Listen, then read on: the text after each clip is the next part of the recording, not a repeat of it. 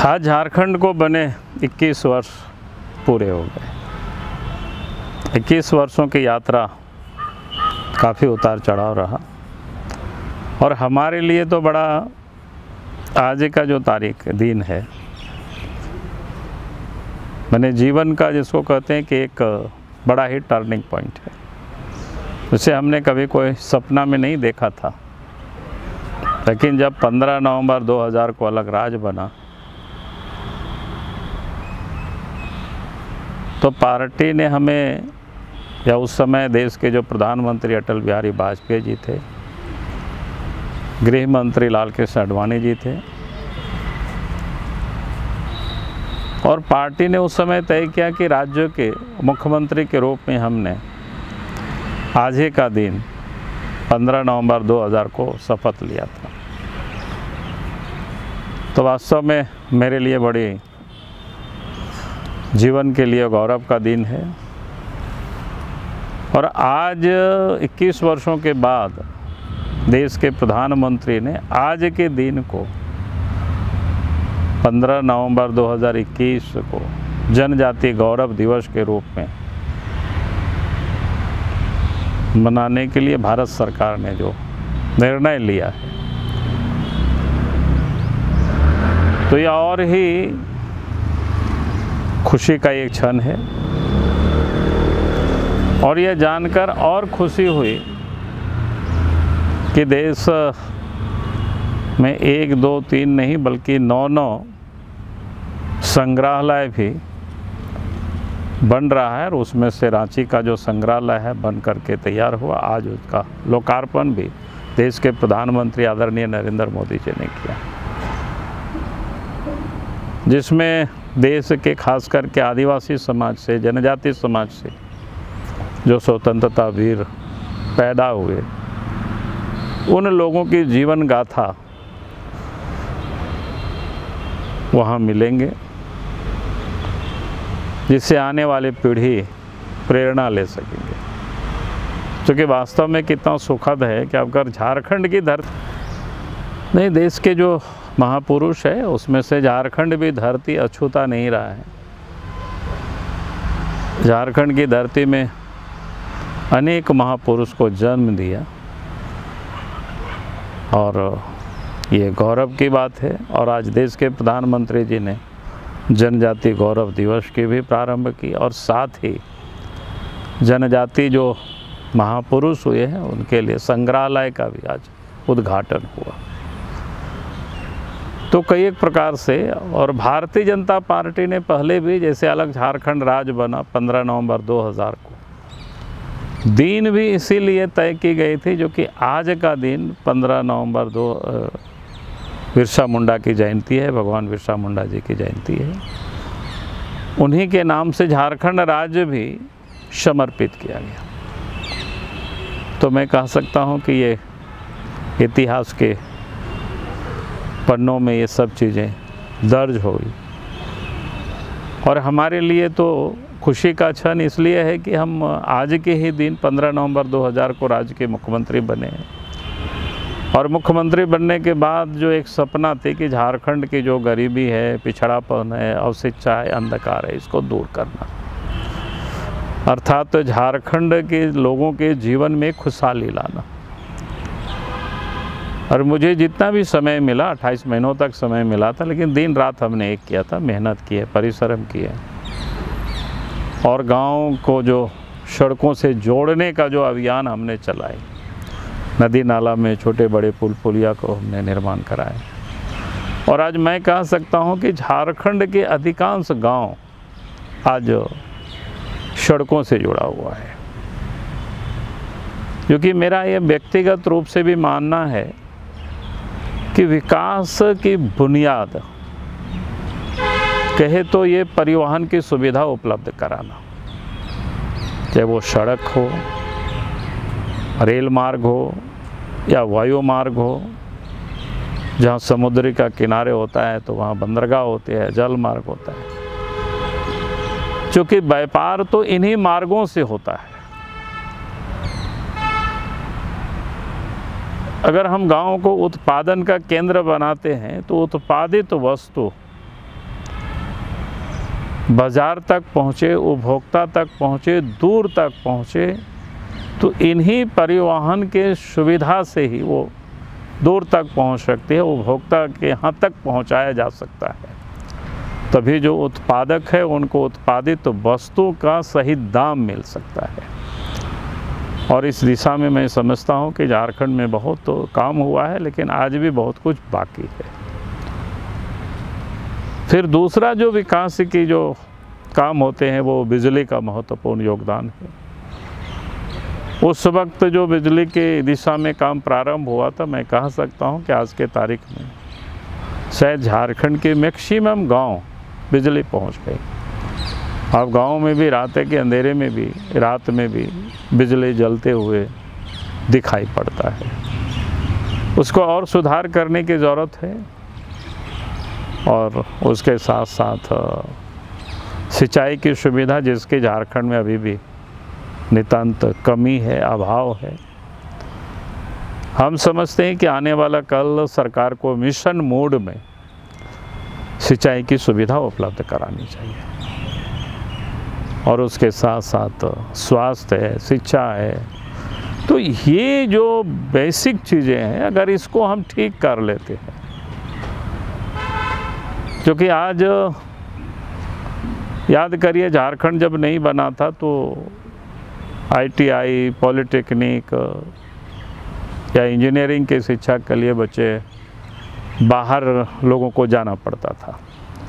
लेकिन राज्य बनने के बाद झारखंड में भी इस प्रकार के इंस्टीट्यूशन काफ़ी खड़े हुए, और घर में ही माड़ भात खा करके बच्चे आज पढ़ पा रहे हैं।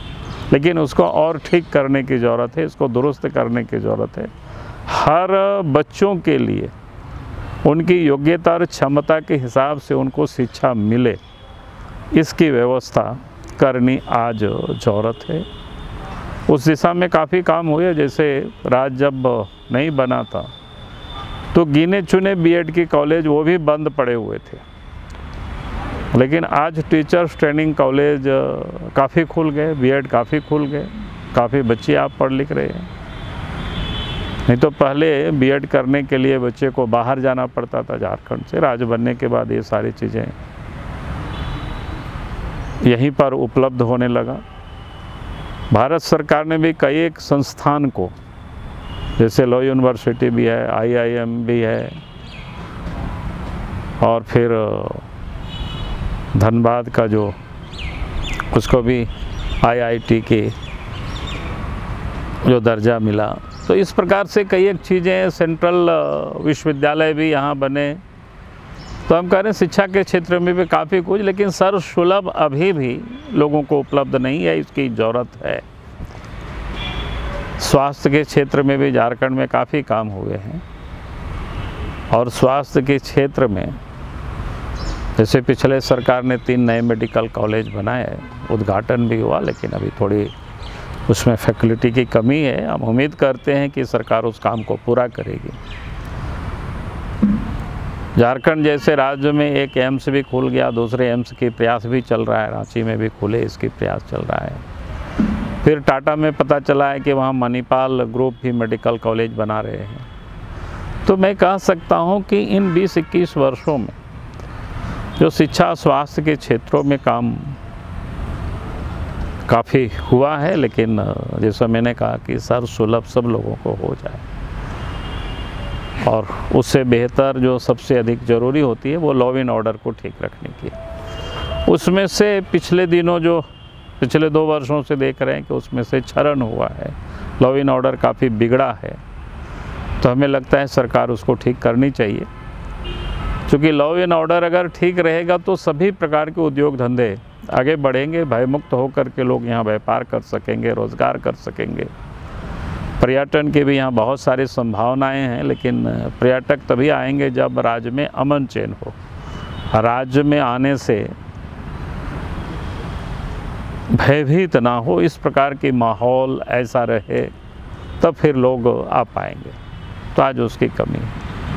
मुझे लगता है कि इन बुनियादी चीज़ों को अगर हम ठीक कर लेते हैं और यहाँ के नौजवानों को रोज़गार की ओर अगर हम प्रेरित करते हैं, थोड़ी बहुत पूंजी दे करके, तो हमें लगता है कि झारखंड काफ़ी आगे बढ़ सकता है, काफ़ी तरक्की कर सकता है। तो हमें लगता है कि देश के प्रधानमंत्री जैसे आत्मनिर्भर भारत की कहते हैं कि भाई भारत को आत्मनिर्भर बनाना है, तो हमें भी झारखंड को आत्मनिर्भर बनाना होगा और उसमें से परिवारों को भी आत्मनिर्भर बनाना, उसके लिए भी लोगों को हमें प्रेरित करना होगा। और जब लोग प्रेरित होंगे तो मुझे लगता है कि निश्चित रूप से आने वाले कल राज्य में लोगों को बाहर भटकना नहीं पड़ेगा, रोज़गार के अवसर यहीं मिल सकता है। और इसके लिए मैं बार बार नौजवानों से अपील करता हूं कि भाई हमें देखें कि हमारी ज़रूरतें क्या है और उन ज़रूरतों को क्या हम यहाँ पूरा कर सकते हैं कि नहीं कर सकते हैं। अगर थोड़ी पूंजी, थोड़ी मेहनत से अगर उन ज़रूरतों को हम पूरा कर सकते हैं तो क्यों नहीं हम अपने आप को उन कामों में हम लगावें जो हम इधर उधर भटकते हैं। मैं लोगों से कहता हूँ कि आज मैं देखता हूँ बार बार जब मछली पालन को ही देखते हैं कि मछली ही यहाँ बहुत बड़ी तादाद में, बड़ी मात्रा में बाहर से आते हैं। तो अगर यहाँ भी छोटे छोटे जलागार बना करके और यहाँ भी मत्स्य पालन के उद्योग का रूप दिया जा सकता है, यानी यहाँ की जो ज़रूरतें उसको यहीं से पूरी हो, तो यहाँ का जो पैसा बाहर नहीं जाए बल्कि यहाँ के उत्पादित स्वच्छ जल में अगर हम मछली का पालन करें तो बाहर हम भेज सकते हैं और बाहर से पैसा झारखंड आ सकता है, क्योंकि यहाँ का मीठा जल है। और अब तो ऑर्गेनिक पर बहुत अधिक जोर पूरी दुनिया उस पर लोगों के ध्यान है। तो हमें इन सारी चीज़ों को समझ करके हम इसके उत्पादन कर सकते हैं, जिससे कम पूंजी में इन सारी चीज़ों को हम कर सकते हैं। जानवरों का पालन, जैसे हमने कहा कि आज चिकन के अंडा भी देखते हैं बाहर से आता है, तो इन सारे उद्योगों को यहाँ लगाया जा सकता है। फिर ऑर्गेनिक वेजिटेबल, उसको भी यहाँ हम बढ़ावा दे सकते हैं, उसको भी प्रोत्साहित कर सकते हैं। मेरा कहने का नौजवानों से मेरा अपील इतनी ही होगी कि भाई अपने पैरों पर खड़ा होना, तो उसकी सबसे आसान और सहज रास्ता है या तरीका है कि हम खुद इस बात को ध्यान में रखें कि वह हमारी जो दैनिक ज़रूरतें हैं उसमें से अधिक वस्तु हम खुद उसका उपार्जन कर सके, उत्पादन कर सके, अपना भी हम पूरा करें और दूसरों के लिए भी उतनी हम पैदा कर सके। तो कम से कम इतना अगर हम सब संकल्प लेंगे तो मुझे नहीं लगता है कि बहुत कठिनाई होगी। और जो आज भटक रहे हैं बेरोज़गार नौजवान हैं, उनको भी हाथों में रोज़गार दिखाई पड़ेगा, रोज़गार में लोग आगे बढ़ेंगे। तो मुझे लगता है कि आज चूँकि 15 नवंबर का दिन है, झारखंड के लिए एक ऐतिहासिक दिन है। आज ही के दिन राज्य गठन हुआ था, तो राज्य की तरक्की के लिए, प्रगति के लिए, विकास के लिए आज अगर 21 वर्ष का झारखंड है तो आगे आने वाले 4 साल के बाद 25 वर्षों का झारखंड होगा। तो 25 वर्षों का जो झारखंड हो तो कम से कम हर नौजवानों को, हर व्यक्ति को आने वाले 4 वर्षों का एक रोड मैप बना करके हम अपने पैरों पर कैसे खड़ा हो सके, उसकी संकल्प लेना चाहिए। और मुझे लगता है कि आज अगर आप संकल्प लेंगे और आने वाले यानी 4 वर्षों के बाद जब 25 वर्षों का झारखंड होगा, तो हम कह सकते हैं कि उन 25 वर्षों की झारखंड में कोई भूखे नंगे नहीं होंगे। वैसा झारखंड हम सब लोग मिल करके बना सकते हैं। और इसलिए देश के प्रधानमंत्री कहते हैं ना कि भाई सबका साथ, सबका विकास, सबका विश्वास।